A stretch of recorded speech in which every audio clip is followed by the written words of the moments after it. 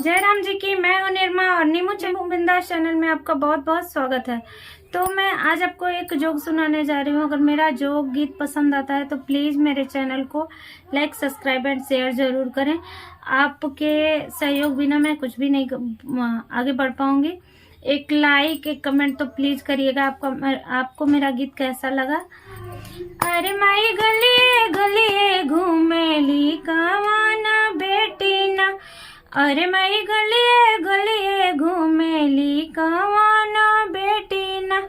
अरे माई के जइए जोगवा के जड़िया लावे ना। अरे माई के जइए जोगवा के जड़िया लावे ना।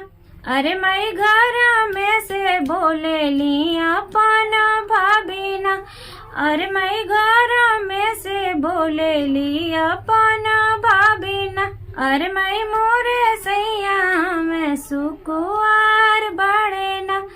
अरे माई मोरे सैया कोमल सुकुआर बड़े ना।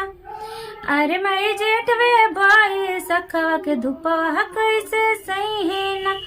अरे माई जेठावे बैसाखे धुपा कैसे सही है ना। अरे माई ऊना जइए जोगवा के जड़िया लावे ना। अरे माई ऊना जइए जोगवा के जड़िया लावे ना। अरे माई घर में से बोले लहा पाना भैया ना। अरे माई घर में से बोले लहा पाना भैया ना। अरे माई हम जइबे जोगवा के जड़िया लावे ना। अरे माई हम जइब जोगवा के जड़िया लावे ना। अरे माई आजू के काल का धनिया नाई मन बोना। अरे माई आजू के काल का धनिया नाई मन बोना। अरे माई ऐसन दूल्हा रैतिन बहिना कहाँ पैबे ना। अरे माई ऐसन दूल्हा रैतिन बहिना कहाँ पैबे ना। तो प्लीज़ अगर आप यहाँ तक मेरे चैनल में आ गए हैं तो प्लीज़ चैनल को लाइक सब्सक्राइब एंड शेयर ज़रूर करें। और मेरी वीडियो में अभी तक बने रहने के लिए आप लोगों का बहुत बहुत धन्यवाद।